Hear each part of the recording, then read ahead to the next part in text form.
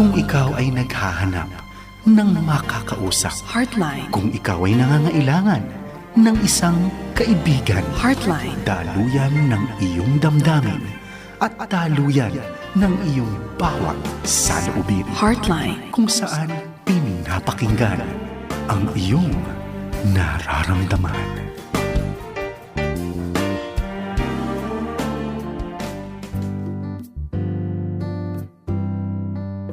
Magandang gabi kaagapay. Welcome muli sa ating programang Heartline Friday Edition. Dito lang yan sa inyong himpilan 702 DZAS FEBC Radio TV. Kami po ay active and proud member ng Kapisanan ng mga broadcaster ng Pilipinas. Binabati rin natin ang ating mga kababayan mula sa iba't ibang bahagi ng mundo. Kaya kung ano man ang time zone mo, umaga, tanghali, hapon o gabi, hello po sa inyo, lalo na sa ating mga overseas Filipino workers or OFW. Sa bayan din po tayong naririnig at napapakinggan sa 702 DZAS app. Yung mga wala pa rin pong app, mag-download na po kayo, libre lamang po yan sa Google Play Store at sa Apple App Store. At syempre, ako po ang inyong makakasama tuwing Biyernes ng gabi mula 9:30 p.m. to 11 p.m. Ako po si Doc Adrian Gayatao or Doc A. At kasama natin muli ang aming President ng Philippine Association of Christian Counselors, si Ate Joy Laverinto.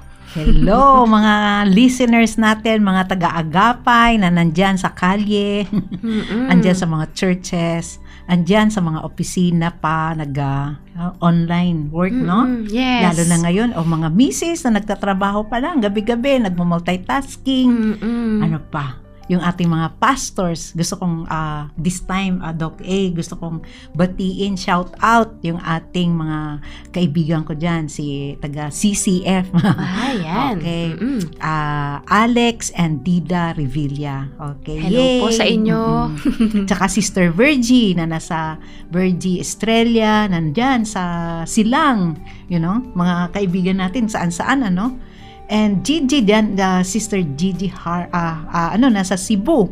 Yon. Wow, malayo yung naaabot natin. Yes, oo. Speaking of malayo, Ate Joy, babatiin ko na rin yung kaibigan namin sa US, si John Rodriguez at saka si Teng Rodriguez. At yung mga kaibigan pa namin na si Malu de Guzman, si Pastor Raymond de Guzman, of course, Pastor Gilbert Foliente, si Miss Cathy Foliente, at marami pang iba. Naku.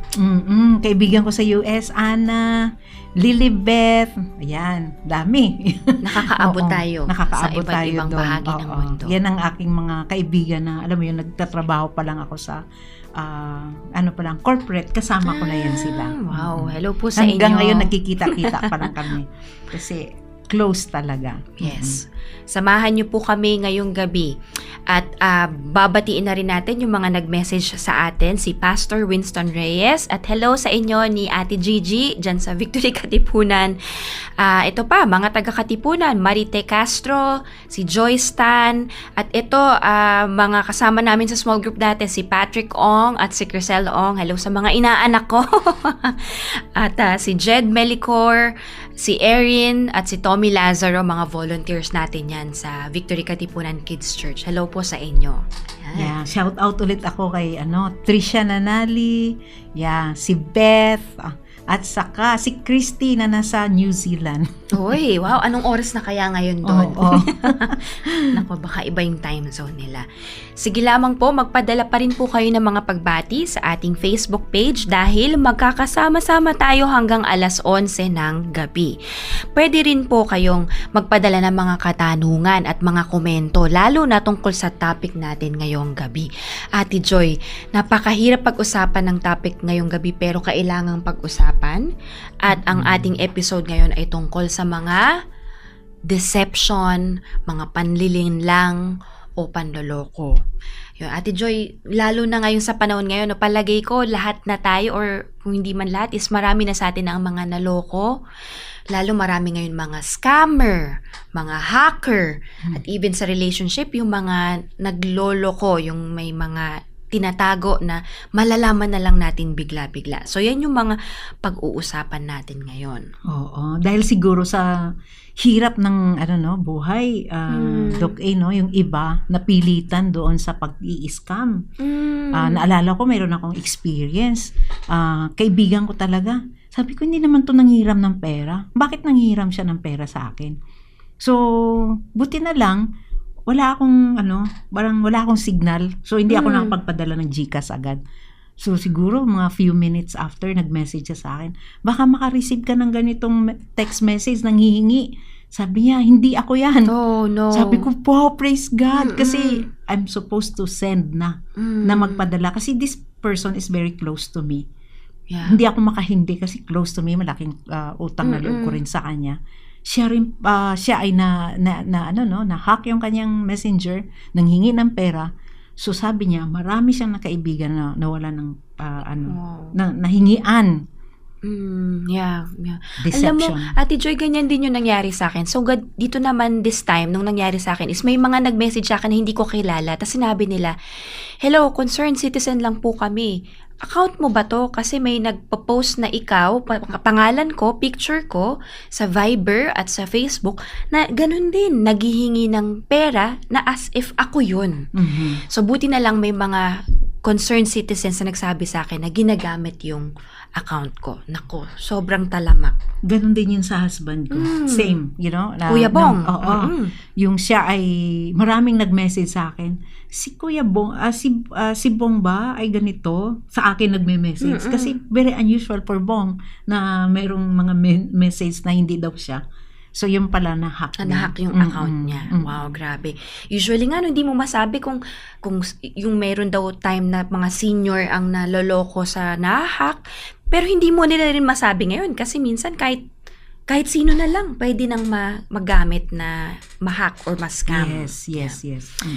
Yan. So, Ate Joy, nakaka-curious nga, no? Sabi mo kanina, baka napilitan silang mang-scam or mang-hack.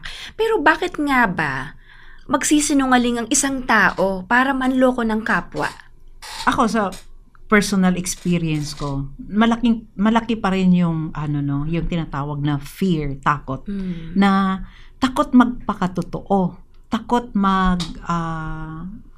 takot din maghirap. Takot magbanat ng buto. Kasi sabi nga sa Bible, if you don't work, don't eat. Maraming mga tao na ayaw magbanat ng buto. Gusto nila yung madali ang pera. So ano yung madali ang pera? Panloloko. Kasi dun sa panloloko, kapital mo laway. Pag dito, magbanat buto ka, tagal, hirap, magsisave ka pa ng pera, magtatrabaho. Sabi nga sa Bible, di ba? By sweat or by your sweat of your brow. Of your brow, you will eat your food. Yes. At karamihan ng mga tao ayaw maghirap. Gusto nila yung panandali ang ligaya. Yeah. At meron ding iba, sabi mo nga, natatakot sa pag nalaman ng mga tao yung katotohanan tungkol sa kanila is baka hindi sila tanggapin or mahalin o irespeto the way that they want to be treated. Yes. Kaya kailangan mayroong deception kasi para ma-maintain yung gusto man nilang imahe or status ng buhay. Kung gusto man nilang yumaman sa biglang madaling panahon, so pwede talagang gagamit ng mga strategy na katulad ng deception. Yeah. At iisipin mo rin, Ate Joy, na parang kahit ba sobrang ganda nung dahilan ng isang tao para mayroon siyang gustong ma-achieve, mayroon bang sapat na dahilan o valid reason para hindi magsabi ng totoo or magsinungaling? Una, ang mga dahilan diyan ay naging kagawian na, no, maliit pa lang. Alam mo yun, nakakalusot. Palagi nakakalusot. Maliit pa lang, nagiging yung hindi nagfa-follow ng mga house rules or parental guidance. Ayaw sumunod. May mga batang ganun na maliit pa lang, they are prone to disobey or hindi sumusunod sa mga rules and regulations sa loob ng bahay. So normally, ito yung mga kabataan na ito, dahil walang parental guidance, walang naggagabay sa kanilang mga nakakatanda. So parang pinaglalaruan nila ang buhay. Parang ang buhay is buhay-buhayan. Bahay-bahayan. Hindi na develop yung kanilang responsibility, accountability, pakikipagkapwa ng maayos, you know. Or another is yung talagang walang relationship sa God. Walang takot sa Diyos. Kasi ang mga taong halos nakagawa ng deception ay talagang mas natatakot sila sa tao kaysa natatakot sa Diyos. Oo nga, no? Natatakot sa paghihirap. Kaya nangloloko na mas hindi takot sa anong resulta nito, sa consequence. At ang papananakit, paano ba sabihin niyo na Ate Joy? Pananakit sa kalooban ng Panginoon. Panloloko. You know? So, parang sa kanila, yung conscience or yung tinatawag na guilt, parang tumigas na ba? Kasi nakalos yung heart. Kasi meron tayong tinatawag na konsensya, which is our spirit, no? Ang konsensya, nilagayan ni Lord para ipakita sa tao ang tama at mali. So, dahil kagagawa ng tuloy-tuloy na habitual na pagluloko or pang-deceive or pang-daya, nagiging normal na pag-iisip. Wow, normal na lifestyle. Wala nang kumapal na ang mukha. Nako, ito ang mga pag-uusapan natin ngayon, Ate Joy. Yung paano masasabi na deception na ba o yung madiskarte lang na legal pa rin o tama pa rin pamamaraan. At para naman sa mga kababayan natin o kaagapay natin na naloko na o na nalinlang, na-deceive sila, paano to ibabalance lalo na kung mananampalataya? Sige, yan ang mga sasagutin natin ngayong gabi. Kaya samahan niyo po kami hanggang alas 11. Patuloy lamang po kayo magpadala ng inyong mga katanungan at komento. Makibahagi po kayo sa ating interesting na pag-uusapan ngayong gabi. Sige, Ate Joy, handa na ba tayong sumagot ng mga tanong? Sige, by the grace of God. Amen. Yan. Ang una nating tanong, Ate Joy, may kakilala po akong nagsasabi ng iba-ibang version ng kwento, depende kung sino ang kausap niya. Paano ko po malalaman kung alin ang totoo? Nako, mahirap na niyang malaman ang totoo. Dahil sabi nga niya, iba-ibang version. So, yung version na yun, as what she said, iba-iba. So, wag na niyang alamin. Wag nang alamin. Ang aalamin niya na ito ay kasinungalingan. Tong taong to, ang sinasabi niya ay kasinungalingan. So, therefore, yun ang kanyang expectation management. I-expect na niya na ang tong taong to ay it could be version A, version B, version C, pero lahat yun ay may tinatago, may ini-edit at may tinatanggal. Yeah. Parang ang sinasabi mo, Ate Joyce, hindi na niya obligasyon na alamin yung totoo kasi the fact na iba-iba yung version is may character issue na. May parang either panloloko na or may pakay na tong tao na to. Meron ng history. May history. At meron ng track record. So, kung maniniwala ka or, you try na, sige, kasi sa akin siya nagsasalita, siguro sa akin maging totoo na siya. You try to believe na siguro mahal naman ako nito, siguro hindi naman ako lukuhin nito. Pero kapatid, it has nothing to do with you eh. Yes. Meron na yung ugali na develop itong taong ito na mas ang kanyang tools para siya ay mabango sa mata ng tao ay gagawa siya ng mga iba-ibang version na kung saan doon sa laro na gusto niya. Wow. Kasi depende kung sinong kaharap niya, kung ano yung makukuha niya doon sa taong kinakausap niya. Yes. Yeah. So, Ate Joy, wag na. Kung may iba-ibang version, wag na, hindi na natin, anong tawag doon? I-limit na niya yung expectations niya. Yeah. Baga, bigyan niya na ng room for lie. Lie na to. Na ito, ang pwedeng half-half ito, pwedeng 1/4 is true, or pwedeng may 10% na totoo, 90% hindi. More or less, lalagyan niya na. Kasi, at least doon, hindi siya masasaktan pa rin siya, pero nandun yung realistic expectation. Yeah. May wisdom na kung paano i-approach yung situation. Yes. So, Ate Joy, ibig mo bang sabihin dito is hindi na niya paghaharap-harapin pa yung mga taong pinagsabihan ng iba't ibang version?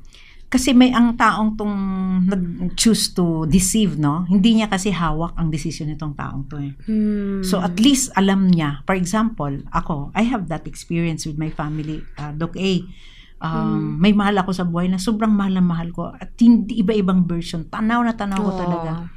So, I tried my best, pinipilit ko, ako na yung nag-open up na ako, pinifeedback ko na lahat ng, nasasaktan ako pag nagsisinungaling ka, oo lang. Pero, once na parang alanganin, talagang pumapasok yung yung either exaggeration, papasok yung manipulation, papasok pa rin yung deception. So, sabi ko, hindi na ako ang may kasalanan nito. Parang itong taong to, meron talaga siyang, it could be trauma, it could be, meron siyang sugat sa puso, na ang tools niya or yung pamamaraan niya para mabuhay siya is yung panlilinlang. Wow. For pagsisinungaling. Yeah. So, hindi na natin alamin kung anong totoong version, pero maging warning na ito sa history at sa character ng tao. Yeah. Pwede naman niyang alamin, pero be ready lang. Na what's the guarantee na magsasabi ng totoo to sa akin o sa'yo? Baka paasahin mo lang yung sarili mo, tapos hindi naman mangyayari. Yes, tama. So, isang parang red flag na yon or warning na. Okay. Ito namang next na tanong natin, Ate Joy. Sabi niya, may katrabaho po akong inaangkin ang credit sa trabaho na hindi naman siya ang gumawa. Deception na po ba yun? Nagsisinungaling po siya tungkol sa accomplishments niya para mapansin ng boss. Dapat ko po ba siyang i-confront o hayaan ko na lang? Nako. Yan. Kaagapay, huwag kang pumayag na ang iyong accomplishment, ang iyong trabaho ay agawin na lang kung sino-sino. Kasi kung pabayaan mo yan, parang ikaw na rin ay nagsisinungaling. Ay, parang nag-ride ka dun sa kasinungalingan. Yes, because of fear of confrontation. Wow. Ayaw mong i-correct yung tao. Wala kang lakas loob na pigilan yung tao na yun. Parang ikaw na lang din ang nagsisinungaling. Wow. Kasi you already know. Alam mo ang totoo. Alam mo na-discover mo na ninanakaw niya ang iyong achievement. And then tolerating it by not in the name of peace or in the name of relationship, ay parang ikaw na rin ang nagsisinungaling nun. Wow, ang hirap pala, Ate Joy, no? Na pag nalaman mo yung totoo, hindi ka makibahagi. Sabi nga sa Bible, have nothing to do with it, but expose it. Maging motivation niya para itama, iwasto yung pagkakamali o pagkasinungaling. Tsaka, nandyan yung tao na yan, baga ikaw, pinawitness yan ng Panginoon sa'yo, pinakita yan ni Lord sa'yo, malay mo, God has appointed you. Ikaw ang ginamit ni Lord na instrumento para i-correct, i-discipline, or, i-confront itong taong to. Tapos kung ikaw mismo, takot ka rin mag-confront dahil ayaw mong conflict, and then, sinong gagamitin ng Panginoon? Wow. So, it's a step of faith for the person also sa ating kaagapay. Oo, kasi si Lord ayaw niya yun eh. Ayaw ng Panginoon na ang anak niya or mga created beings niya in the likeness of God, no? Ayaw niya na ang tao mag-deceive. Kaya lang, ang Diyos, wala siyang magagawa kung yung tao na yun ayaw mag-surrender. Yes. Pero si Lord gagamit ng mga authorities like our government, gagamit ng tao to discipline. Kasi ayaw mag-submit kay God eh. Di gagamit na lang si Lord ng mga leaders, mga tao para i-confront at malay mo dun sa consequence na yun. Or painful consequence na ma-address siya ng boss niya. That could be also a blessing na matuto siyang to stop deceiving, stop pretending na ang galing-galing niya sa trabaho pero hindi pala siyang gumagawa. Yes. Ang ganda, no, Ate Joy, sabi mong nilagay na external government or external authorities is yun din ang maaring pamamaraan ng Panginoon para ipakita yung pagmamahal niya, para itigil natin yung mga mali, yung mga deception at paglilinlang. Ayan. Curious ako, Ate Joy. So, paano pwedeng i-confront ng ating kaagapay itong kanyang katrabaho na nagtitake credit or nagsisinungaling? Okay. Kung meron siyang lakas na loob, Adrian, kausapin niya, one-on-one muna sila. I've noticed, role-play tayo. Kunwari, ikaw yung office mate ko. Nagdi-deceive. Itong work na ito, gawa ko ito. And then, I noticed na nakita ko, napansin ko na ni-report mo ito na as if ikaw yung gumawa. Would you like to correct it? Na ikaw ang mag-correct. Binigyan mo muna ng opportunity. Punta ka sa boss mo, sabi mo, I'm sorry ma'am, nagkamali ako. Report pala to ni Joy. Pinangalan ko sa akin. I just realized that I made a mistake. So, bigyan mo siya ng chance. Tapos, sasabihin mo, another option, if you don't want to do that, kung wala kang lakas loob mag-report, pwede naman ako mag-report. Kung ayaw mo i-report, ako mag-report. So, which do you like? You know? Gusto mong ikaw mag-report or ako mag-report? Kasi, hindi ko ito tolerate itong ginagawa mo kasi deception ito. Pag nanakaw to ng performance, paano ka ma-develop ang performance mo? Paano ka kagaling kung palaging pretending na ikaw yung nagpe-perform? When in fact, hindi ikaw nagpe-perform. So, ang ano ko sa'yo, ang concern ko sa'yo, is gusto kong lumawak ang iyong kaalaman, gusto kong gumaling ka, gusto kong maging maayos ka, na by doing what you're doing, ikaw yun eh. You will feel good. You will feel, yes. Ikaw yung may sense of achievement. Yes. Pero itong ginagawa mo, pag tinotolerate kita, lalo kang madi-disempower, lalo kang ma-insecure kasi ikaw mismo, alam mo yan, na yung ginagawa mo, hindi ikaw yun. Yeah. So, I'm not helping you. So, this is my way of helping you. Wow. I'm helping you to be real, to be authentic, to be able to, do. Kasi meron ka namang kakayahan, matalino ka naman. Mas matalino ka pa sa akin. You just have to work hard. Wow. Ang ganda, Ate Joy, na binigyan mo ng option, bibigyan mo ng option yung taong nakapagsinungaling. At at the same time is concerned, naramdaman ko yung concern ka sa welfare niya, yung ikabubuti niya. Hindi lang i-correct yung pagkakamali niya. Yes, mayroong pagmamahal. May pagmamahal. Yeah. At nag-offer ka pa na kung hindi mo kaya, I can do it for you. Yes. Nagpaalam ka na hindi behind the back of the person is gumalaw ka o kumilos ka. Wow. Bigyan mo siya ng time frame. Yes. May timing. So, you have a choice until 1 week. So, pag hindi mo ito ginawa, ako na ang gagawa. Wow. Kung in-empower mo yung tao to do what is right. Wow, ang ganda nun. So, ituloy natin sa next question, Ate Joy. Paano po kung may couple sa church na ministry leaders na nagpapakitang okay ang marriage nila lalo sa social media? Pero alam namin na may seryoso silang problema at may mga bagay na itinatago sila sa church. Deception po ba iyon? At kailan ba dapat respetuhin ang privacy at kailan kailangan ng magsabi ng totoo? Ano kayang relationship niya dito sa mag-asawa? Magandang tanong. Kasi kung close ang relationship, part of the family, mayroon silang tinatawag na influence, no? Pero kung ito ay malayo ang relationship, ang hirap i-correct. Kasi walang relationship. Walang relationship So, maganda siya ba kasi ministry leader, no? Pagkasabi. Yes, yung couple ay ministry kung leader. siya ay pastor, mayroon siyang influence. Mayroon siyang, kung siya ay pastor, pwede niyang i-correct itong mag-asawang to na, yung problema niyo, kumusta na ang problema niyo, yan ba ay hinaharap niyo, or yan ba ay tinatakasan niyo? Kasi napansin ko, puro magaganda ang kinikere niyo doon sa, pinopost niyo sa Facebook. Pero, kumusta naman ang puso ninyo? Are you really happy? Doon sa pinapakita niyong sa Facebook as a pastor. Yes. Ngayon, kung let's say relatives, kapatid, magulang, anak, kumusta na? Kayo ba talaga ay masaya? Kayo ba talaga ay walang problema? Kumusta na ang inyong buhay? Talaga ba kayong maayos? Pero sa aking kaalaman, meron kayong problema.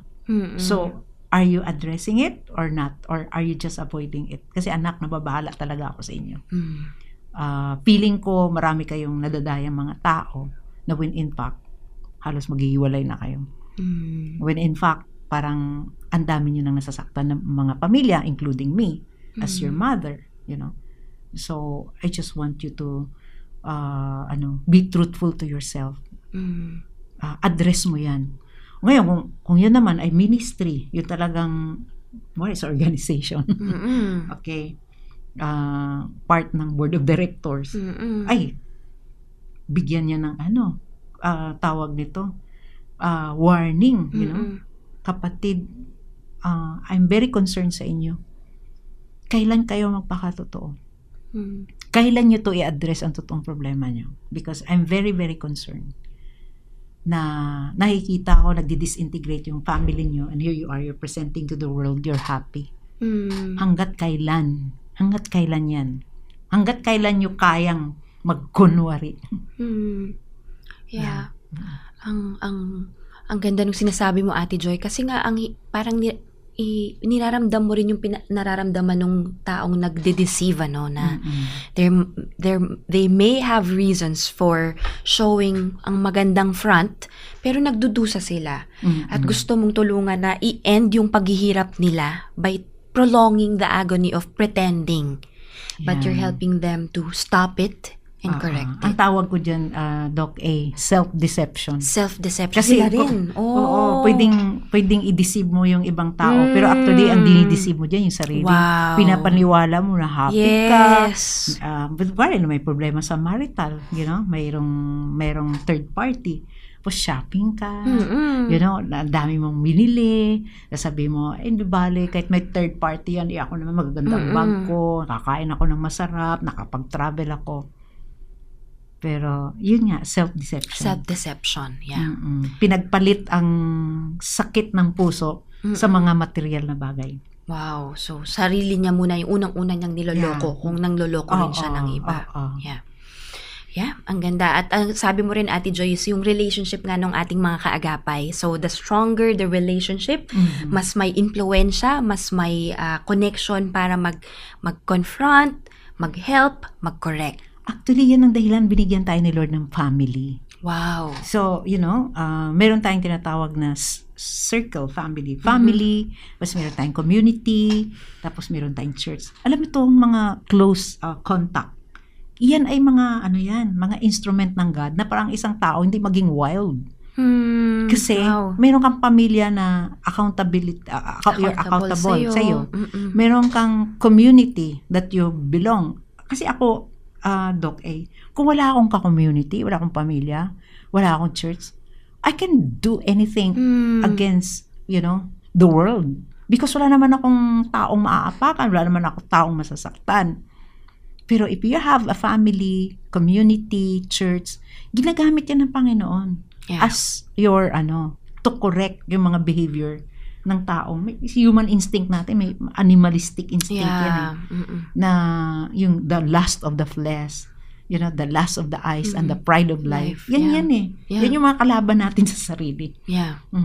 Kaya ang sakit lalo pala, Ate Joy, kapag ang nakapagpalinlang sa'yo o nakaloko sa'yo is galing dun sa pamilya mo. Yeah. Which is, I think, yun din yung tanong nung ating next na listener na kaagapay. Sabi naman niya is, yung karelasyon ko ay paulit-ulit na nagsisinungaling sa akin. Ako, ang sakit nito. Pero kapag nahuhuli ko, sasabihin niyang nagsisinungaling lang siya dahil natatakot siyang mawala ako. Naiintindihan ko yung dahilan niya, pero paano ko po haharapin yung kasinungalingan, yung paulit-ulit na kasinungalingan niya? Yan. Ayun. Yung sagot ng kanyang, husband? Or anong klaseng relationship? Karelasyon ang sinabi ng ating kaagapay. Yeah. It could be husband, it could be boyfriend, girlfriend. Yung sagot din nun ay usong malaking kasinungalingan. Yung sinabi niya, natakot ako mawala ka. The truth of the matter, hindi siya takot na mawala ka. Kasi kung takot talaga siya, mawala ka sa kanyang buhay, ay magsasabi siya ng totoo. So, pati yun, binilog ang puso mo, binilog ang utak mo, ang ulo mo, kaagapay, para marinig mo yung gusto mong marinig. Para bang, ganun niya ako kamahal. Kaya ginagawa niya ito para hindi siya mawala sa buhay ko. So then you feel good kasi ganun ka ka-importante. Pero suriin mo, kaagapay. Wala siyang takot na mawala ka. Kaya malakas ang loob niya magsinungaling. At malakas ang loob niya na kahit mahuli siya paulit-ulit, nagsisinungaling pa rin siya. Kasi wala siyang takot na mawala ka. Wow. Tsaka, Ate Joy, yung hindi ka magsasabi ng totoo sa karelasyon mo, it's parang sinasaktan mo yung tao. Na hindi mo sinasabi yung totoo sa kanya, nililihim mo yung bagay na dapat niyang malaman. Kasi sasabihin lang yan, mabait naman yan si Doc A, mabait naman yan si Adrian, mabait naman yan si Joy. Kaya ko yung bulahin. Wow. Kaya ko yung Oo nga, no? palambutin yung damdamin niya. So, imbis na pinapalabas niyang mataas yung pagtingin niya sa'yo, kaya kanya gustong wag mawala, is mababa pala yung pagtingin niya na kaya kitang lokohin, kaya kitang paikutin sa mga sinasabi Yes. ko. Nalala ko yung isang yung trauma expert, Dr. Gabor Mate. Yung may term siya na being too nice is toxic. Wow. Toxic. Kaya itong kaagapay natin masyadong nice kasi ilang beses na niyang nahuhuli. Walang consequence. Kaya paulit-ulit lang yung Yes. pagsisinungaling. Walang parameters, walang boundary, Mm-mm. walang pros and cons. Mm-mm. So kaya sabi ng partner niya, wala naman din akong discipline na nare-receive. Mm-mm. Wala namang penalty, wala namang consequence. Bubulahin ko na lang. Yeah. Mm. Tsaka Ate Joy, yung pagsisinungaling, yung pag ikaw na pasinungalingan ka nung karelasyon mo, asawa, Mm-mm. or boyfriend, girlfriend, o siguro anak, parang yun mismo is nakakaapekto dun sa quality, dun sa relationship ninyo. 'Di ba? Paano mo na ngayon malalaman alin yung totoo at alin ang hindi sa mga Yan. susunod na bagay? Oo. Palagi na lang siyang aligaga. Palagi na lang siyang hindi makapag-trust. Love is trust. Trust, yes. You know? So, ang Yeah. sinisira dyan, yung pagtitiwala. Kasi very expensive ang trust, no? Yung nga sabi Totoo nga na yan. trust has to be earned. Yes. Sa kingdom of God, paano mo ma-earn yung trust? You receive Jesus Christ, you know? Believe Jesus Christ, and then you have the Holy Spirit. And the fruit of the Holy Spirit is trust. Pero pagdating sa relationship, hinubog yan ng panahon.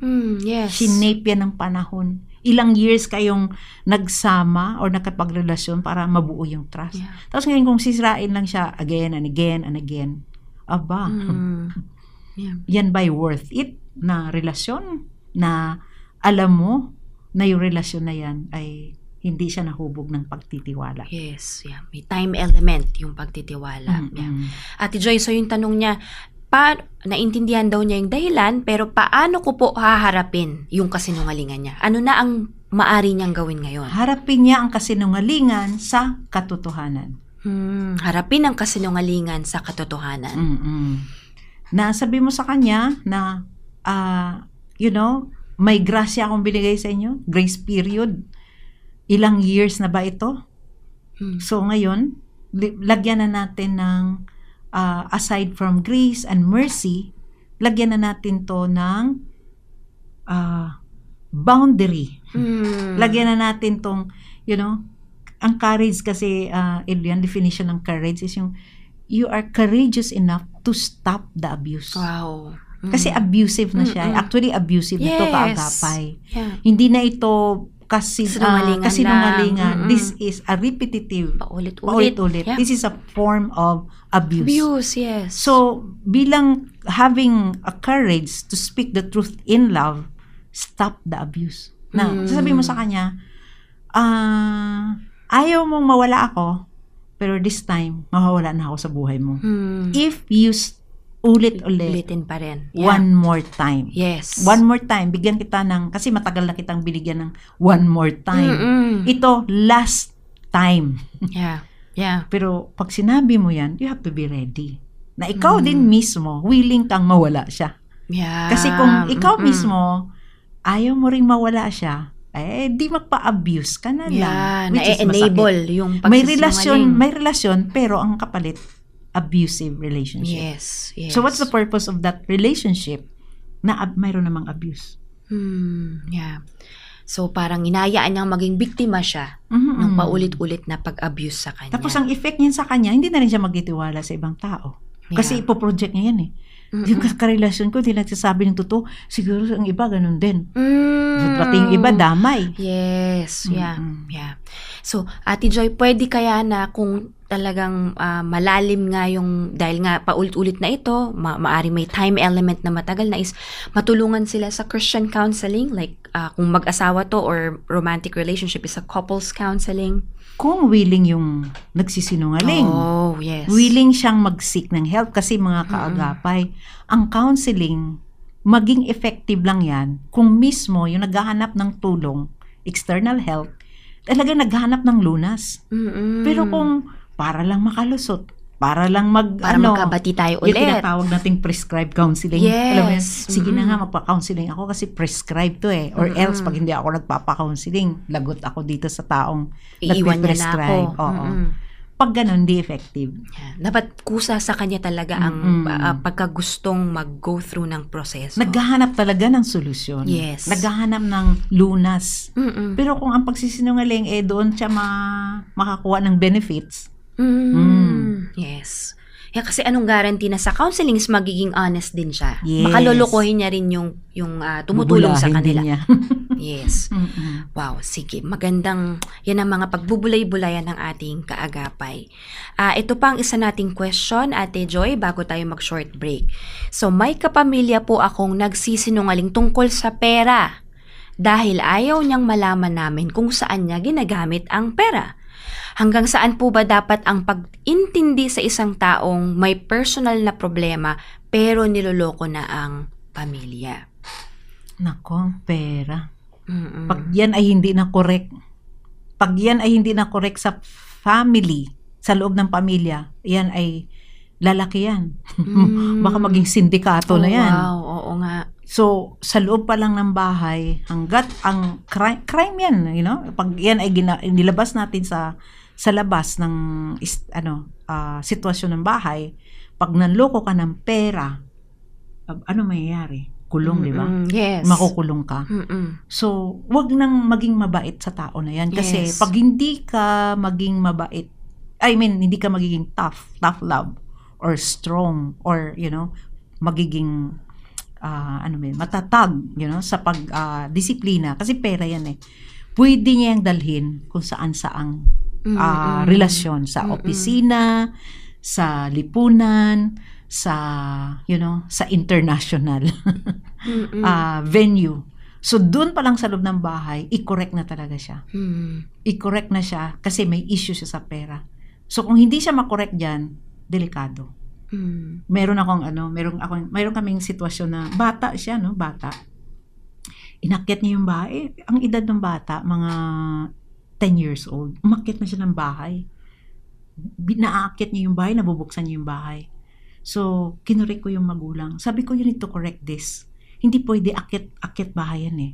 Pag yan ay nakasanayan ng bata na kumukuha at nabubuksan ang mga bahay-bahay. Kasi sa thinking niya, naglalaro siya. Sa sarili nilang bahay muna.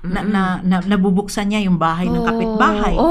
So, sa kanya, naglalaro siya. Challenge sa kanya na yung mga saradong bahay, nabubuksan niya. Sabi ko, you need to correct. Kasi pag hindi nyo na-correct ito, balang araw, mag-akyat bahay gang yan. Kalaunan. So, kalaunan. Yes. So, itong pangluloko sa loob ng bahay na pera, hindi yan, madali. Hindi yan joke. Wow. Hindi yan siya joke. Kasi pera yan eh. The love of money is the root of all evil. Yeah, so, kung siya ay gumagamit ng paniling lang para kumuha ng pera, malaking na yan. Behavioral problem. Yeah.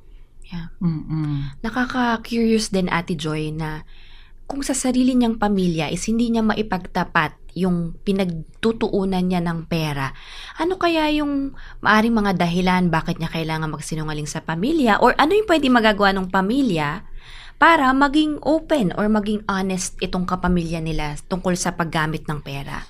Meron akong sitwasyon dyan, personal experience ko nung teenager ako, hindi ako binibigyan ng pera. Masyadong ang pamilya, ang at lola ko na nagpalaki sa akin, takot niya akong bigyan ng pera kasi pag may pera daw, gagamitin sa masama. So, dahil inosente nga ako, teenager ako, hindi ako binigyan ng pera, nagnanakaw na lang ako. Kumukupit ako ng mga barya sa mga mahal sa buhay. Kasi hindi ka binibigyan hindi bilang ako bata. Binibigyan. So, anong learning dyan in relations to your question? Baka sila masyadong pag-manage ng pera, masyado namang stricto. Alam mo yun, yung bang ang bata, wala na siyang freedom to handle and manage the money properly. So, pwedeng isa sa mga options na gagawin ng mga magulang is that bibigyan ng allowance. Example, allowance na hindi lang din sapat sa pangailangan ng bata. mayroong extra. Kasi ako pala yung magbibigay. Pamangkin ko maghihingi. Bibigyan ko yan ng extra. Para sabihin ko, okay, pang emergency. Pero balik mo yan, ha? Para hindi talaga exacting. Para they can have a sense of abundance. Yes. You know? A sense of, hindi yung parang exacting, kailangan dito lang ako, you know? Bibigyan nila ng allowance. Tapos, accountability is that allowance good for 1 day, good for 1 week. Training ground. Wow. How to handle money. Bigyan ng opportunity na magkaroon ng managerial skill or, you know, management skill sa paghawak ng pera. Tapos, mag-accounting. Submit mo yung mga resibo. Training. Saan ginamit? Saan ginamit. Tapos, every spending, check. Kung yan ay valid spending, replenish. It's like sa Pitikas, replenishment. Yes. Ganon. Pwede naman i-training sa ganon ang mga bata, you know, how to handle. Kasi kung masyado namang strict, baka nga naman Magagawa ng paraan yung tao. Para makakuha ng pera. Yes. Kasi masyado silang salat sa pera sa loob ng bahay. Maari. Ngayon, kung wala talagang pera sa bahay, para lang talaga sa pangkain, example, Yes. walang pang, explain mo yan sa bata. Anak, tong ginagawa mo, talagang, kung hindi natin i-correct ito, hanggat maaga pa, mabibit-bit mo to. Wow. Sa paglaki mo, pwede kang maging part ng krimen, pagnanakaw, ngayon pa lang correct na natin to, anak. Kasi, I don't want you to develop this kind of behavior na pagdating sa pera, gusto naman kitang bigyan, pero ito lang yung kinikita natin. Gusto mo magtrabaho ka? Gusto mo, mag-part-time ka para may sarili kang pera? Kung yan ay, you know, above teenage. Pero may mga teenager ngayon nagtatrabaho na. Yes, oo. Kaya ang ganda, Ate Joy, na ginagawa mo na hindi porke to sa issue ng maliit na pera o malaking pera, pero yung value nung ma-correct yung tamang behavior, ma-build yung tamang prinsipyo at paniniwala habang nasa moldable stage pa yung bata. Oo. At saka titingnan din ang pera na yan, ang pera is the tool. Hindi yan ang source ng buhay. Wow. Tools lang siya na lang siya, parang consequence ba? If you work hard, you have this reward. Pero hindi siya ang main ng blessing. Kasi actually, Doc A, ang pinaka-highest blessing is spiritual. Yes. Next, relational. You know, you have a relational blessing. You have this physical, mental blessing. Ang pinaka-least, ang lowest form of blessing is money. So ngayon, kung bata pa yan, na-exalt na yung pera, yun ang i-correct. Yeah. Parental guidance. Na hindi yan ang tool lang siya, instrument lang siya. Pero hindi yan sagot ng buhay. Yeah. At nabanggit mo, Ate Joy, yung relational component na na-imagine ko din yung sakit dun sa mga kapamilya na linoloko mo kami. So, may maaring bukod dun sa pera is yung pagkalamat ng relasyon na nagsisinungaling ka sa amin. Paano ka namin pagkakatiwalaan? Paano ka namin tutulungan? Naalala ko yung isang kilala ko. Kasi inaamin niya sa akin. Sabi niya, alam mo, I have to lie, I have to, parang pagdating sa pera daw, kailangan ko kasi magsinungaling. Kasi kung hindi ako magsisinungaling, wala akong pera.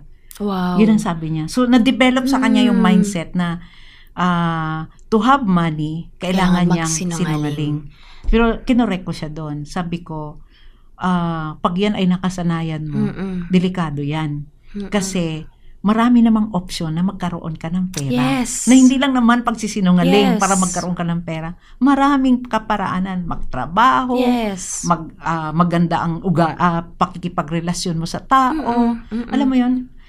Maganda ang iyong reputasyon. These people is a blessing. They will be the one to help you kahit minsan natuwa lang sa'yo. Ito, blessing. Ayan, pang shopping. Ayan, pang coffee. Ayan, pang transportation. Kasi natuwa sa'yo. Kaysa i-deceive mo. And then, in the end, nasira yung relationship. Correct, yeah. At pwede rin humingi talaga ng tulong. Ng maayos, ng may honesty, at may pagpakumbaba. Na humingi talaga ng tulong kung talagang walang kapasidad na kumita ng pera. Oo, kasi katulad dito, 'di ba, yung ating mga OFWs, 'di ba? Tatrabaho sila sa abroad. Kasi yung mahal nila sa buhay dito sa Pinas, medyo salat, hindi talaga enough. So they work so hard in abroad para may ma-provide. Pero minsan, ang sad naman doon, yung nasa Pilipinas, dumadrama. Humihingi ng sobra. Yes. So, hirap na hirap naman yung ating kaagapay doon sa abroad. Yeah, kaya since nabanggit mo yun, Ate Joy, no, magpapasalamat tayo sa ating mga kababayan na nasa ibang bansa, nagtatrabaho para magsakripisyo para sa pamilya. At para sa ating mga kababayan narito, narinig natin yung sabi ni Ate Joy na maging truthful din tayo at maging wag nating lokohin yung ating mga kamag-anak o mga pamilya na nagtatrabaho sa ibang bansa. Kasi hindi pinupulot yung pera sa abroad. Talagang yung iba dyan, kulang sa tulog. Yung iba dyan, talagang tinitiis yung kalungkutan. Gutom. Oo. Sakripisyo. Tapos, siyempre, magpapadala, nay, tay, ganun. Ganito, ganyan. Pahingi ng ganito kasi mayroon kaming project sa school. Tapos yung pala, panglakwatsa. Panglakwatsa. Yan. Nalala ko yung father ko, nasa abroad. Hindi ako binibigyan ng lola ko. So, ang pera padala through lola. Tapos sa akin, one time, talagang sinishare ko sa papa ko. Nasa abroad yung father ko. Sabi ko pa, talagang sait talaga yung allowance na binibigay sa akin. Tapos, padala siya ng pera sa akin. Noon, pwede pa ipadala yung pera sa sa mail. Oo, tapos mayroon pa lang doon, akala letter. Tapos mayroong $50, $100. Alam mo, na-receive ko yun. Talagang, inot-inot. Talagang very careful kung in-spend yung pera. Kasi you know what, naisip ko, ang papa ko dun sa abroad, kasi kinikwento niya na pag mainit daw, lalagay daw siya ng yelo. Kasi sobrang init. Pag lamig naman daw, sobrang lamig, sa Saudi to, no? Alam mo, nung kinento niya yun sa akin, talagang, yung nag-aral talaga ako ng mabuti. Ang perang binigay niya sa akin, di ko winaldas. Kasi sa isip-isip ko, pinaghirapan to ng papa ko. Siya doon, hirap na hirap siya doon, naglalagay ng yelo pag mainit, pag lamig, nanginginig. Sabi ko, hindi ko to pwedeng gastusin ng basta-basta na lang, na wala sa maayos, kasi it's my way of honoring my father. Wow, napakaganda, Ate Joy. Ay, naku, talagang may nadudulot yung pagsasabi ng totoo, yung naging honest din sa'yo yung father mo, para naintindihan ng anak, at ikaw din bilang anak is na you're being honest, you not deceiving your father is the way to honor and to be grateful sa kanya. Sige, Ate Joy, for now ay magpo-pause muna tayo for a short break. At sa ating mga taga-pakinig over the radio, makakarinig po kayo ng espesyal na awitin, at sa aming team online sa Facebook at YouTube, antabay lang po kayo at makakapanood po kayo ng ilang videos about FEBC Philippines. Sa amin pong pagbabalik, tutuloy-tuloy po tayo sa pagsagot ng ating mga katanungan tungkol sa ating topic ngayong gabi na deception. Dito lang yan sa Heartline Friday edition. Heartline. Think before you click. Isipin muna ang bawat sasabihin. Makakatulong ba ito o makakasakit sa kapwa? Sabi nga sa Ephesians 4:29, huwag kayong magsasalita ng nakakasakit sa damdamin ng iba. Dapat nakaka-encourage ang mga sasabihin nyo. Gumamit kayo ng mga salitang bagay sa sitwasyon para mabless yung mga makakarinig. Huwag gamitin ng privilege na mabilis na communication para i-down ang kapwa. Ang negatibong pag-iisip at pananalita, palitan ng mensaheng makapagbibigay encouragement sa iba. Ito ang 702 DZAS. 702 DZAS. Agapay ng Sambayanan. Kasapi sa KBP, kapisanan ng mga broadcaster ng Pilipinas. Heartline, kung saan pinapakinggan ang iyong nararamdaman. Tuloy-tuloy po ang ating programang Heartline Friday Edition, at kasama niyo pa rin po ako, Dr. Adrian Gayatao or Doc A, at ang ating President ng Philippine Association of Christian Counselors, si Ate Joy Laverinto. Hello mga taga-agapay dyan. So, yung iba dyan na naglalaba sa gabi. Naglalaba. Naghahanda ng baon para sa mga anak at asawa, para sa kinabukasan. O baka yung iba dyan nag-aaway. Aba, naku, Change topic muna po. Samahan niyo po kami hanggang sa ating pagwawakas ng 11 p.m. Ayan, Ate Joy, ituloy-tuloy na natin ang ating pagsagot sa katanungan. Ang ating pa rin pong topic ay deception o panlilinlang at panloloko. Ang ating next question, Ate Joy, sabi ng ating kaagapay, may kaibigan po akong humingi ng tulong at gumawa ng kwento para maawa ako. Gumagamit pa po ng Bible verses para makahingi ng financial help. Pero nalaman kong hindi pala totoo yung kwento niya. Paano po ako tutulong ulit nang hindi ako madaling maloko? Okay. Yan. Kapatid, kaagapay, nakita mo na talagang gumagamit siya ng drama para makakuha sa'yo. So, wag mo nang i-tolerate ito. Don't tolerate it kasi ginagamit niya ang Bible verse para guilt trip ka, para, mag-obey ka kay Lord, pero yung motivation behind it, hindi yung pure. Wow. Hindi yun, sometimes kasi, Doc A, ginagamit yung Bible verse para pang alam mo yun, makonvict ka kay Lord, si Lord ang nangingi sa'yo, matulungin ka. Pero pag nakita mo na mali na yung pagtutulong mo, at you are tolerating the sin, and you are, tawag dito, parang, ano ba yung tawag yan? Sa Tagalog, yung Kinukonsente. Okay? Hindi ka na nakakatulong actually sa kanya. Wow. You're not helping the person because ang tinutulong mo sa kanya na gadrama lang pala siya, paawa effect lang pala siya, gagamit lang pala siya ng Bible verse, baka kapapractice niya sa'yo, gagawin na rin niya sa ibang tao. Oo nga. Yeah. Praktisado na siya Nagawa ko to kay Doc A, nagawa ko to kay Joy. Kaya ko rin itong gawin sa iba.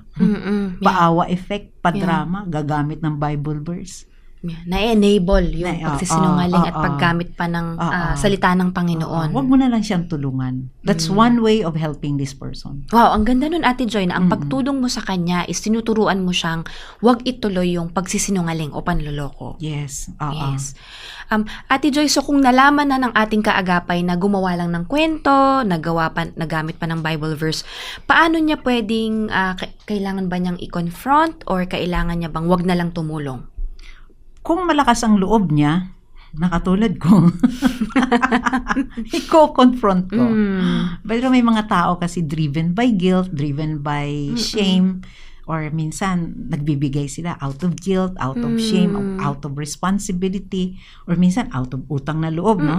Yes. Pero pag yun ang gagamitin mong motivation of giving out of guilt, out of shame, out of responsibility, or utang na loob, hindi yun cheerful giving Kasi sabi sa Bible, when you give from a cheerful heart. Yes. So kung ang heart mo hindi na cheerful, kasi naloko ka pinagsinungalingan ka. Wala nang ligaya, wala nang joy sa pagbibigay, stop mo na. And then kung ang motivation mo is to uphold righteousness and holiness of God, pag yun ang motivation mo, makukorek mo yung tao. Na kapatid, napansin ko na palagi mo talaga akong hiningian, gumagamit ka ng Bible verse, pero na-discover ko, yung perang hiningi mo sa akin, hindi naman napupunta dun sa gusto mong, yung hiningi mo sa akin Totoong dahilan. So, this is not right. I don't like to do this. This is not right. This is not from the Lord. Kasinungalingan to at ayaw kong itolerate ka dito. Wow, yeah. Ayaw kong nang magbigay kasi kung palagi kitang itotolerate, kailan ka magrepent? Wow, yeah. Kailan ka matuto? Hindi tama to na lukuhin mo ako ng lukuhin. Gagamitin mo pa yung Bible verse para sa panluloko mo. Matakot ka naman sa Panginoon, kapatid. Kaagapay. Mm-mm. Yeah. Hindi tama to. So, yun yung malaking tulong na magagawa niya. Stop mo to. Stop mo to. Hindi tama to. Yeah. Kung manghingi ka, manghingi ka. Kung gusto mong gamitin yan sa maling paraan, wag kang manghingi. Yeah. Yeah. Maaring may dahilan yung yung naghihingi, yung kaibigan ng tulong niya, yung kaibigan ng ating kaagapay na humihingi ng tulong para gumamit pa ng Bible verse. Ba't kaya ganun, Ate Joy, na when people use Bible verses, they think that they'll be getting helped? Of course, kasi ang tingin nila na pag gumamit sila ng Word of God, si Lord ang nanghihingi. Okay? Kaya nga, di ba sa atin sa counseling, isa sa mga training natin is that we don't use the Word of God sa maling motivation. Yes, sa maling sa motivation. Sa panglalatigo, Yeah. sa pang-guilt trip. That's part of our training. Yeah. So, ngayon, kung ginagamit nila ang Bible verse, medyo nakakalungkot. Kasi itong taong na to, medyo ang kanyang konsensya or yung kanyang yung puso niya tumitigas. Kasi ginagamit na niya yung Word of God as a tools to deceive. Wow. Yeah. So, ang lungkot nito, no? Parang ginamit ang Word of God para maging instrumento ni Satan. Wow, grabe. Napakalinlang talaga ng motivation na to. Yeah. Yeah. So, Ate Joy, nakakalungkot din nga na nagagamit yung salita ng Panginoon sa maling pamamaraan. And it's not justifiable, isn't it, Ate Joy? Hindi. Yeah. Hindi siya.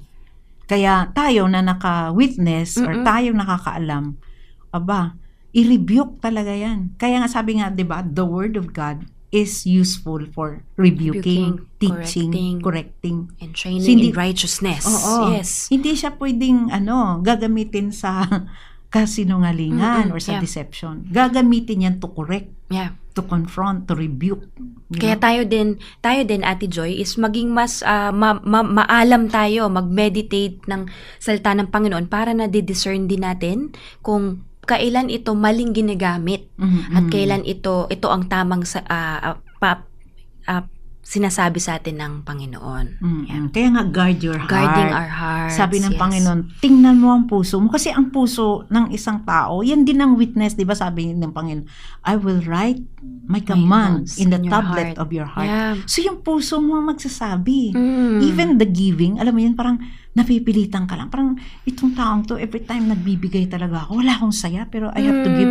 Yun na lang yung walang saya, that is already a manifestation na ang puso mo nagre-resist na ikaw doon sa gesture of giving. Yeah. So yun na yun, mag-witness na yun yung puso mo. Yeah. Wow. Ang ganda nun na hindi natin ine-enable yung mga nangloloko at gumagamit sa salita ng Panginoon. At the same time, lumalalim din tayo sa sarili nating meditation ng word ni Lord. Dahil yun yung nagiging parang tool din natin na hindi tayo maloloko at magagamit yung truth. Yes, that's why kung alam mo ang Bible, Doc A, kahit kami doon sa prayer, doon sa intercessory prayer, minsan may pray yung magsasabi yung isang intercessor, Lord, ayaw ko na po ng stress, ayaw ko na po yung problema. Tapos sabi ko, teka, sandali. I don't want to agree doon sa prayer na yan. Kasi ang sinabi sa Bible, in this world, you will face trials, struggles, difficulties, tribulations. Ang sabi sa salita ng Diyos na each day has its own trouble. Tapos ang prayer mo ngayon, ayaw mo ng stress, ayaw mo ng trials. Yun, isa sa mga example yan na maintindihan mo ang Bible sa kabuuan. So, even sometimes sa prayer natin, nadideceive. Yeah. You know? Tapos sabi mo, bakit hindi sinagot ni Lord ang aking prayer? Kapatid, yung prayer mo wala. Out of line sa Bible. Wala sa Bible. Out of line. Out of destination. Out of destination. Kaya sabi pala na you will know the truth and the truth will set you free. Yes. Sige, ituloy natin Ate Joy sa ating next question. Sabi naman ng ating kaagapay, may churchmate po akong mabait at very active sa church. Pero may mga naririnig akong ibang kwento tungkol sa kanya outside the church. Paano ko malalaman kung judgment lang ito o may deception talaga? So may hindi nagre-resonate Ate Joy, no? Mabait, active sa church, pero may manaririnig na something against the person outside the church. Deception po ba yun? Or ginajudge lang sila? Yan. Depende sa source ng kanyang information sa labas. Okay? Kung credible ba yung nagkwento, chismes lang ba ito, i-check mo na. O kung yung nagkwento naman sa outside the church ay mga authority figures, mga organization, office, So parang more or less credible yung report sa labas ng church. More or less yung mga taong nag-report ay mga walang baga sa wala silang dahilan para siraan yung tao. Parang kung titingnan mo yung estado ng buhay, yung nagre-report, wala naman silang motibo para siraan itong imahe ng taong to. So, yan ang unang-unang tingnan nila. Sino ba ang reporter ng outside the church? Kung yon ang reporter ay credible, wala namang mga selfish agenda para siraan. Of course, doon nila basihan na mayroong deception. Na pwedeng, a sheep a wolf clothing in sheep sheep clothing. you know? Yes. Maraming ganyan. In fact, kasi ating Paul, yung writer ng mga Ephesians, diba? Yun ang sinabi niya, watch out for those dogs. Yes. You know, kasi marami talaga sa loob ng church na maganda ang imahe, pero nakikita sa labas. Because sa labas, you know, walang mercy doon eh. Walang grace doon. Dito sa church, in fact nga, di ba, narinig natin sa isang kaibigan natin na ang church is number 1 victim ng deception. Yes, ng mga fraud. Ng mga Yan. fraud. Why? Kasi mataas ang forgiveness, mataas ang grace, mataas ang mercy. Trust. Ang trust. Tsaka, ano na yan, si brother kasi yan, si sister. Yes. Pero sa labas kasi, walang mercy, walang grace dyan. Yes. Talagang huhusgahan ka kung ano nakikita nila. So, yun ang isa sa mga parameters kung yun ay deception o hindi. Sino yung nagsasabi? Sabi, yes, tama. Kung talagang totoo yun, then it is not judgmental, it is not critical. Meron talagang basihan. Yeah. Kaya karamihan nga na napapahamak sa labas ng church eh. Nadidimanda. Oo nga. Oo, nababarangay. Kasi doon talagang may basis Yes, na hindi oo. lang trust, pero kailangan may proof ka nung kiniklaim mong mga bagay about you or mga ganyan sinasabi mo. Yes. At saka sa church naman ganito, bigyan mo na natin si brother, ng sister ng chance na magbago. Bibigyan pa yan. Pero sa labas ng church, ididimanda, ipababarangay. Yes. Sa loob ng church, pag-pray natin si brother, pag-pray natin si sister. Tapos bibigyan pa yan ng mahabang proseso. Tapos itatago pa yung issue. Hindi pa i-broadcast kasi mapapahiya si brother, mapapahiya si sister. Sa trabaho, merong warning, may HR, may memo, merong letter to explain. Yes. So, kaya mas na-enforce yung truth minsan sa external na mga settings. Yeah. Wow, nakakalungkot pala ito, Ate Joy. Yan. Naalala ko din yung sabi din sa Biblia na you will know the fruit. Ano nga ba yun? You will know the tree by its fruit. So, hindi lang siya nagdepende yung kaagapay sa sinabi, pero ikaw din, sa observation mo, maging mapanuri ka din. Ang nakikita mo lang nga ba is yung activity niya sa church o yung sino ba siya, yung buhay niya sa labas ng church. And again, dun papasok yung konsepto ng relationship. Yung kung mas malalim ang ating connection is mas nakikita natin kung sino talaga yung tao. Unless na lang talaga na ang motibo ng tao na ito is magtago at manlinlang sa mga iba pang tao. Yan. Sa church kasi, talagang yung sabi nga, ang dami ng problema sa loob ng church. Iba-ibang klaseng tao. Andyan talaga ang mga sugatan. Andyan talaga yung tawag dito. Kaya nga nandun sa church eh. Yes. Kasi sugatan din ni Jesus.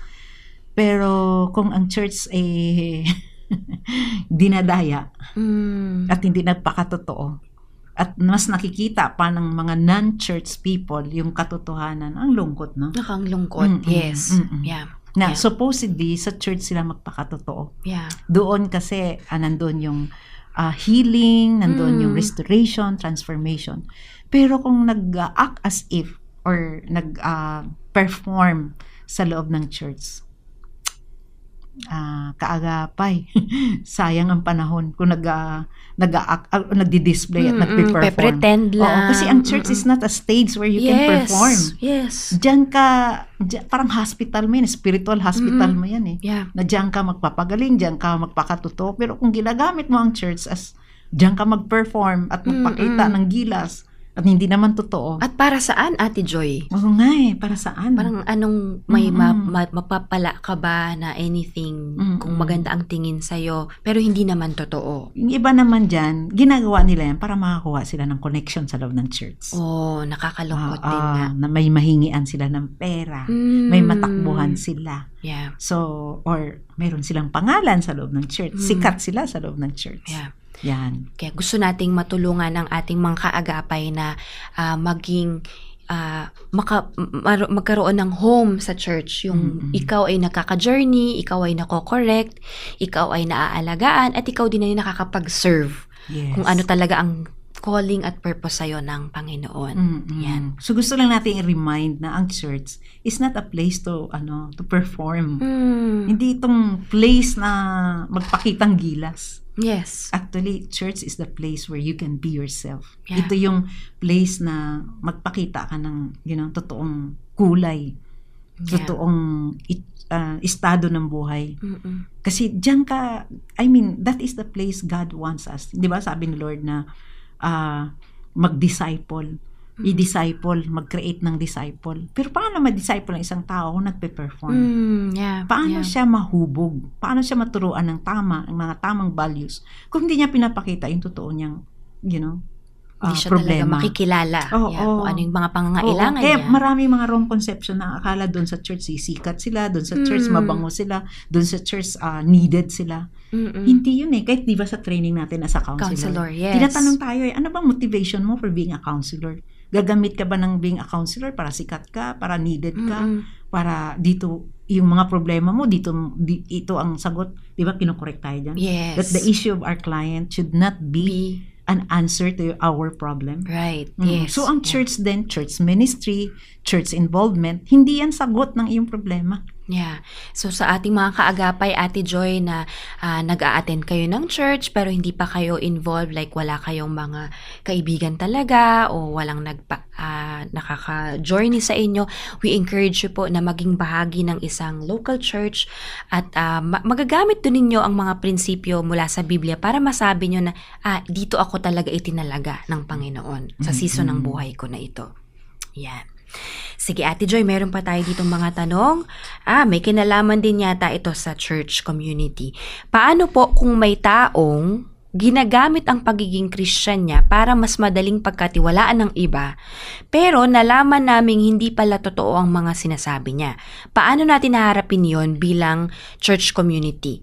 So I think ito, Ate Joy, is parang grupo naman, paano matutulungan or paano i-handle yung case na nalaman yung hindi totoo ang mga sinasabi ng isang tao. Yeah. So what you're saying, ginagamit niya yung affiliation niya sa church, connection, para siya pagkatiwalaan ng iba. Oh, yes. That's what you're saying, no? That's the question. Parang dun siya nagpapabango sa loob ng church para mabango siya sa labas. Oh, kabaliktaran to ng question kanina. Okay. Tama. Tama. Yeah. Ang tawag dito, maraming mga Christian na even church leaders na yung paggamit ng mercy, the word mercy and grace, wala na sa lugar. What I'm trying to say, kapag ang grace and mercy ay natotolerate or hindi nagbabago, hindi siya grace and mercy. Kasi ang grace and mercy, 'di ba si Lord sa atin, 'di ba? May grace and mercy siya. Pero meron tayong accountability to repent, you know? Bibigyan kanya ng grace and mercy, pero ang accountability naman natin na naka-receive ng grace and mercy is to turn away from evil, to repent. So ngayon, tong taong to lumalapit sa loob ng church para magkaroon siya ng, credibility or reputasyon na mabango siya sa labas. Tayong mga Christian, we need to understand that na hindi tayo pwedeng gagamit ng grace and mercy na walang tough love. Walang wisdom. Walang wisdom or masyadong mabait na wala sa lugar. So, na-experience ko yan sa aking pag-journey in ministering to leaders or Christians. Talaga minsan sasabihin ko doon sa tao, gusto kitang tulungan. Pero itong pagtulong ko sa'yo, tough love ako. Because by not being tough in my love, hindi ka mag-grow, hindi ka matuto. So, kung gusto kitang tulungan, daan tayo sa tamang proseso. And what is that proseso? Discipline. Church discipline. Okay? Ang church discipline, mahirap siyang gawin. Pero, kung wala kang takot na mawala yung tao na yon as a leader, wala kang takot na mawalan ka ng tithers, kasi pwedeng tithers yung nagpapabango good tithers. Kung isang leader, wala kang takot mawalan ng tithes, hindi ka mawalan ng membro, then you are strong to implement the tough love, the church discipline. Kasi kung walang nagdidisiplina sa labas, merong discipline sa loob ng church. At ang disiplina sa loob ng church, hindi yan nurture yung mali. In the name of love. Hindi, ang nurture yung tama in the name of love. Hindi yung mali. Karamihan kasi medyo yung balance ba, the balance of, sige, ino-nurture ko to kasi mabait to, taong to, mabait to sa akin. Pero ang dami na niyang sinasaktan. Ang dami na niyang dinadaya. Ang dami na niyang binibiktima. Hindi ka pwedeng bumait dito. Mapanlin lang nga yung tao. Mapanlin lang. Meron na siyang intention na gagamitin niya yung church affiliation para makakuha siya ng mga kung ano-anong nakaw. Ikaw ang leader na involved sa church discipline, hindi pwede na maging mabait. Hindi pwede kasi yung tao na yan kausap mo na dinidisiplina, hindi mabait. Nanloloko siya. Hindi siya mabait. So, tough love. Love na merong toughness. Love na hindi na manipula. Love na hindi nag-guilt trip. Love na pag kinurek ko to, baka takasan ako nito, baka alisan ako nito. So be it, kung kailangan. Kasi hindi kaysa i-tolerate. Kasi hindi yun pagmamahal kapag tinotolerate natin yung pagkakamali ng isang tao. Or isang pagkakamali ng isang church. Tatakot sila na masira ang imahe ng kanilang church. Na pag kinurek namin to, pati kami damay. Madadamay talaga pag tinolerate. So Ate Joy, sinasabi mo may balanse, 'di ba? Yung God is a God of grace, at the same time He is also a God of truth. Yes. So may katotohanan. So hindi in the name of grace and hindi in the name of mercy konsintihin yung mali. Hindi siya tugma. Hindi siya naka-align. Yes. Kasi God is holy and God is love. Amen. So pareho yan. Parehong equal importance. Merong love, merong grace, mercy, pero may holiness. Pero kung too much holiness naman, walang love, legalistic, And too much naman love without holiness, consenting. Ang ganda, Ate Joy, nung binibring up mo na biblical principles na ito, na hindi lang applicable sa church, but even yung pag-deal natin sa mga personal relationships sa family. Natin. Yes. Para na ring mini church yan, sa loob ng pamilya. Na kapag yung mga anak is yung the balance there of tolerating yung sin or tolerating yung maling behavior compared dun sa naaawa tayo na hinahayaan na lang natin, hindi na natin kinokorrect, no? Sige, connected din yung ating isa pang question dito, Ate Joy. Sabi niya, bilang Christian po, paano po ba natin babalansihin ang ito rin, parang ganun din. Paano po natin babalansihin ang pagiging mapagpatawad at pagiging discerning?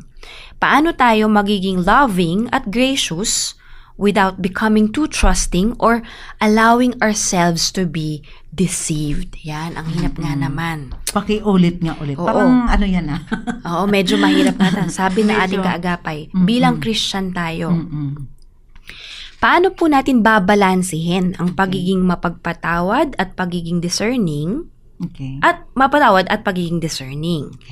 Paano tayo magiging loving at gracious without becoming too trusting or allowing ourselves to be deceived? Ayan. So una, yung pagpapatawad at saka discerning, magkaiba yan. Pag sinabing pagpapatawad, yun yung sinasabi ng Panginoon na 70 times 7. Anong ibig sabihin yan? Limitless pagpapatawad. Ang pagpapatawad, it's a decision of the person na na-victim or na-sin against, Ang sabi ng Panginoon, forgive so that you will be forgiven. Ano ba konsepto niyan, Doc A?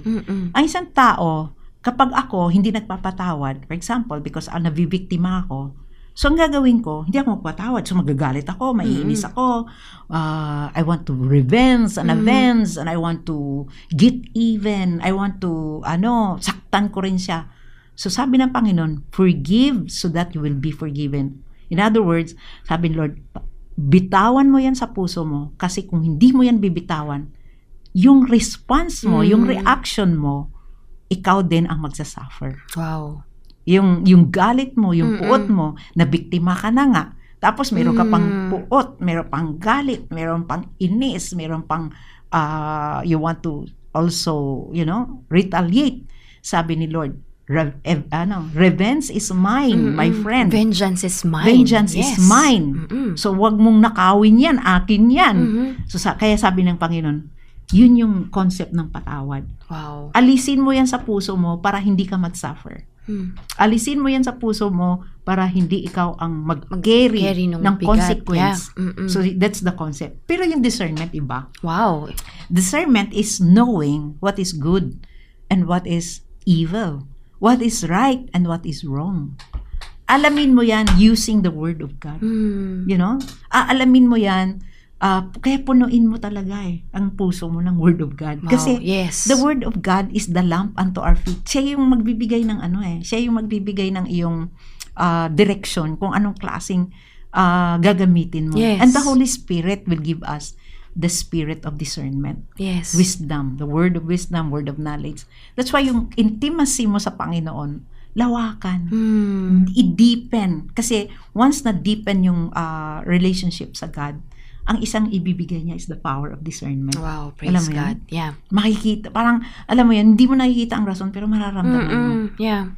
Tapos yung isa, ano yung balanse yung isa? Ibalanse yung paano tayo magiging loving at gracious na hindi becoming too trusting or allowing ourselves to be deceived. Okay. Loving. Love, speak the truth in love palagi. You cannot love without the truth. Wow. You cannot love without righteousness. So, ang love, ang grace is galing grace, peace, and love. Iisa lang yan Kumbaga sa prutas ng Holy Spirit, iisa lang yan. So, you cannot trust the person na kapag, alam mo, gumagawa ng kalokohan. So, you need to withhold. You need to withhold the trust. By withholding the trust can be a form of loving. Wow. By withholding the grace is a form of loving. There are times, diba, sa ating buhay, sa Panginoon, the Lord is said na, I will not hear you. Sabi niya, it's not because short ang aking, sa Isaiah. Hand to save. Not because hand to my save. heart. It's not because na wala akong power. Diba sa Isaiah 59 Yes. ba yun? But because of your sin. Yeah. Because of your sin, hindi ko sinasagot ang iyong mga prayers. So, ganun din tayo. Nandun yung grace, nandun yung mercy, nandun yung love. Pero, doing it in righteousness, na hindi mo tinotolerate ang kasalanan, that is also a form of loving. Wow. Yeah. Yeah, that's very parang a radical way of looking at it, Ate Joy, na dahil hindi ako mabait sa'yo, doesn't mean na hindi kita mahal. Pero ito yung paraan ko, ito yung pag-extend ng pagmamahal ng Panginoon para maitama ka, para mailagay ka sa wastong pamamaraan. Naalala ko yung sa Hebrews, di ba? Sabi doon na God loves God discipline those whom He loves. He loves. Yeah. Wow. Yeah. Yeah. So, meron pa tayong tanong dito, Ate Joy, sa usapang pamilya naman. May anak po akong nahuli kong nagsisinungaling. Yan. Humingi naman siya ng tawad, pero nahuli ko ulit. Paano ko po ibabalik ang trust habang tinuturuan siyang maging accountable? Yun. So, nasira yung tiwala niya sa anak niya. Paano niya maibabalik yung trust niya? At paano rin niya maituturo yung accountability dun sa bata? Yung bata ba ito? Maliit? Naku, hindi nabanggit ng ating kaagapay. Yeah. Okay. Ang nasa mind ko ngayon is anak niya kasi yan, So, yes, kung ate. talagang siya ang nilagay na authority figure para i-mold itong batang ito. Para itong batang ito ay lumaki na nasa maayos na pang-uugali. So ngayon, kung hindi na siya magta-trust, for example, kasi this is the context of parenting, na nahuhuli niya ang anak niya na paulit-ulit na nagsisinungaling. So siya, binigyan siya ng anointing ni Lord to guide, to support, para gabayan, di ba? Parental guidance. Mm-mm. Okay? Ngayon, hindi siya pwedeng tumigil doon sa kanyang ano tawag ito? Role na binigay ng Panginoon. Nabigay ng Panginoon. Kasi yun ang kanyang anointing na maging matyaga, maging mapagpanuri, samahan pa rin ang anak sa hirap at ginhawa. Kasi yun ang role niya as a parent. Kung hindi yung parent, bahala ka dyan. Iiwanan kita. Patuloy ka nagsisinungaling sa akin. Yes. Pero ito ibang klase. Parent kasi ito Wow. So, wag i-withhold yung parental guidance. Wag i-withhold ang pagtitiwala. Kasi, pwede pa rin pagkatiwalaan yung anak mo. Pero, may pros and cons, you know? Anak, pagkatiwalaan pa rin kita. Pero every time na nagsisinungaling ka, merong cons. Consequence. Merong consequence. Merong karampatang penalty. Because I care for you and gusto kitang ituwid at ayaw kong itolerate yung mga mali mo. And I still trust you na sa darating ng panahon na sa pagtutuwid ko sa iyo at pagdidisiplina, I trust na ikaw ay matututo. Wow. Ate Joy, naalala ko tuloy yung mga kaagapay natin na yung mga, o kahit yung counselors natin na yung mga anak nila is nagiging teenager na. So, kahit na binibigyan ng consequence is nagre-rebelde, nagtatago pa rin or gumagaling lang yung pagsisinungaling.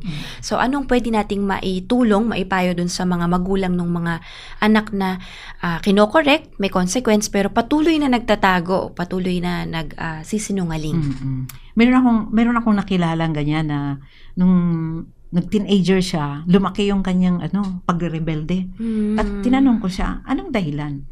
Kasi yung pag-parenting na style ng magulang niya, medyo naging harsh masyado. Pinapahiya siya, di siya kinakausap. Siya, outcast. So, to seek attention, makuha niya yung attention ng nanay, tatay niya, gumagawa siya ng rebelliousness para mapansin siya. No. Alam mo yun? So, some teenager using rebelliousness to seek attention. Wala kang oras sa akin, ayaw mo akong kausapin, ayaw mo ako sige, mapansin mo ako pag gagawa ako ng kalokohan. May mga ganon.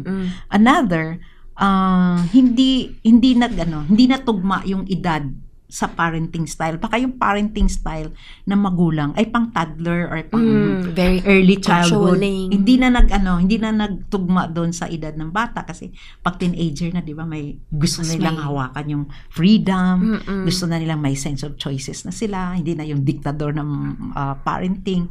So ang nangyayari, itaas ang parang consultant style of parenting, consultation. Meron ng consultation pagdating sa teenager. Kasi kung ang teenager na yan, wala na siyang sense of choice, sense of voice. So kahit maganda yung intention ng magulang, ididisiplina siya, pero ang approach parang pambata, pang toddler, or pang early childhood. So maganda na i-shift na yung way of parenting. Wow. Parang na siya, consultant. Anak, napansin ko talaga na tuloy-tuloy yung pag-rebelde mo. Ano bang gusto mong i-achieve sa rebelliousness mo? Ano bang gusto? Anong goal mo? You keep on rebelling against our authority. Anong gusto mong marating, anak? Ano bang ambition mo sa pag-rebelde mo? So may conversation, may connection pa rin na nangyayari. Ang ganda rin nung sabi mo, Ate Joy, na parang hindi lang dahil gusto nung anak na manloko, nalokohin yung magulang, pero may iba siyang need na pinapalabas. Yes, lang na parang, hindi natin alam. Na hindi maintindihan. Yes, tama. Kaya sabi ni Ate Joy is, ipatuloy ang connection, the behavior is maybe just a manifestation lang nung a deeper or a deeper longing or need na gusto nating matulungan ng magulang. Wow, Ate Joy, napakalawak pala nitong topic natin na deception o panloloko, at na-imagine ko rin yung sakit nung mga pinagdadaanan ng mga taong hindi lang nung naloko pero yung nanloloko. Di ba si Lord Jesus na-deceive din ni Judas? Yes, para siyang na-betray siya. Na-betray din siya. Talagang even our Lord Jesus na nagiging din siya, victim ng betrayal, ng deception. Pero ang tanong doon, ba't niya inalaw?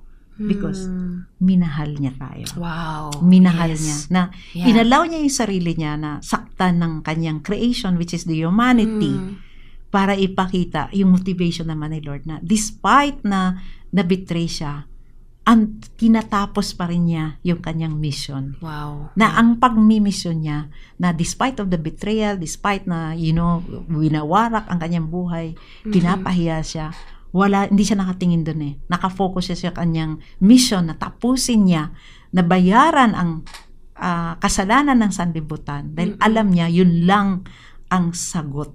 Na ang tao pwedeng magbago. Praise God. Mm-mm. Yeah.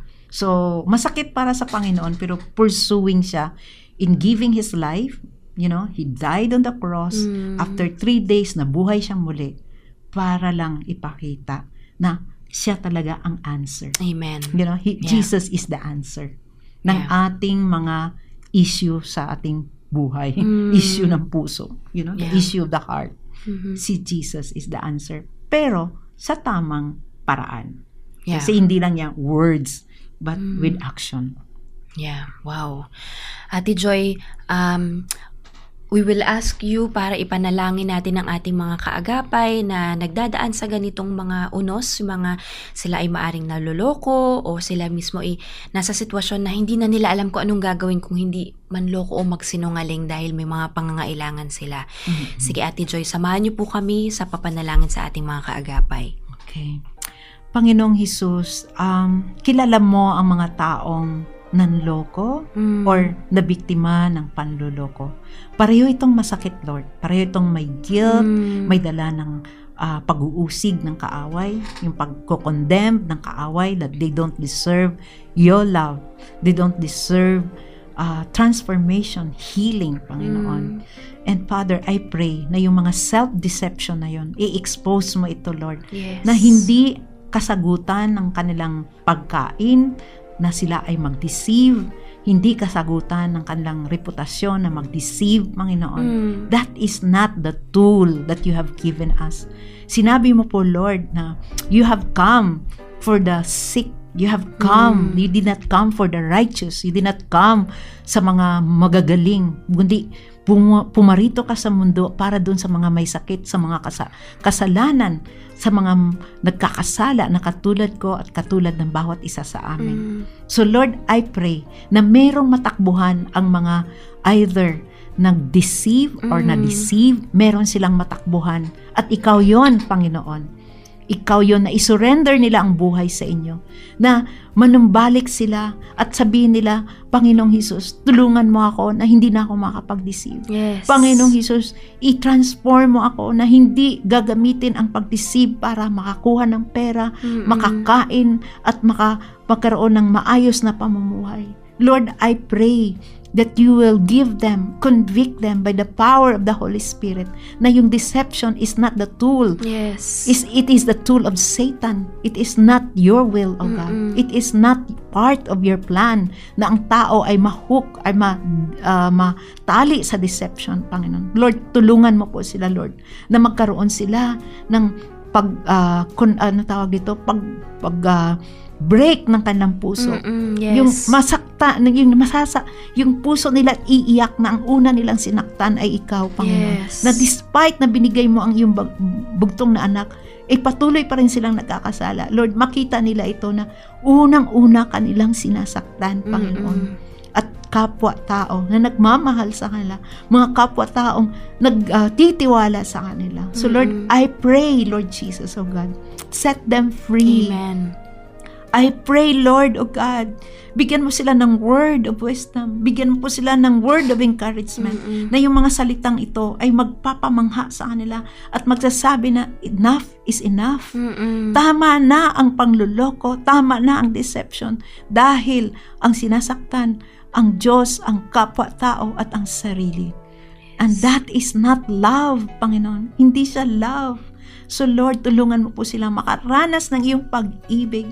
Pag-ibig na hindi nagmamaliw, pag-ibig na nagpapatawad, pag-ibig na hindi nagko-condemn. Lord, thank you. And we ask this in Jesus' name. Amen. Amen. Amen. Sabi nga po ng salita ng Panginoon, it is the kindness of God that leads us to repentance. Kung ikaw, kaagapay, ay nalulong sa ganitong gawain na nakapagloko ng iyong kapwa, ng pamilya at ng maging sa church, inaanyayahan ka po namin na makipagbigay ugnayan sa amin sa Philippine Association of Christian Counselors. Maari kang magpa-schedule ng counseling session, at kung ikaw naman ay nasaktan, naloko o nalinlang, at ikaw ay nagdadaan sa masakit at nahihirapan kang tuloy sa iyong walk sa Panginoon at kailangan mo ng tulong sa forgiveness at pag-grieve ng mga nawala sa iyo at kung ano pa mang desisyon na kailangan mong gawin, maaari rin po kayong magpabook ng counseling session sa amin sa PACC. Pumunta po kayo sa website na philacc.org. At ang amin pong email address din ay ang pacc.members@gmail.com. Pwede rin po kayong kumontak. Ang amin pong number ay 0917-142-5085. At lahat po ng contact information na ito ay makikita nyo rin po sa chat box. Ate Joy, as we end our program tonight, gusto nating imbitahan ang ating mga kaagapay na samahan tayo muli sa susunod na Friday, at ang magiging topic natin naman ay depression, at in preparation ito sa Suicide Awareness Month or Suicide Prevention and Awareness Month. Nagpapasalamat din tayo sa ating mga nakaagapay at tumulong sa atin mula sa Bocaue transmitter sites, sa ating mga broadcast technicians, broadcast engineers at mga kasamahan sa FEBC radio station. Muli, ako po ang inyong nakasama, Dr. Adrian Gayataw or Doc A. At salamat muli, Ate Joy Laverinto. It's my pleasure. Samahan niyo po kami muli next Friday, 9:30 p.m. to 11 p.m. dito lang sa Friday edition ng Heartline, kung saan pinapakinggan ang inyong nararamdaman. Dito pa rin sa 702 DZAS, FEBC Radio TV, Agapay ng Sambayanan. Magandang gabi po. Good night. Bye-bye. Bye-bye. Heartline, kung saan pinapakinggan ang iyong nararamdaman.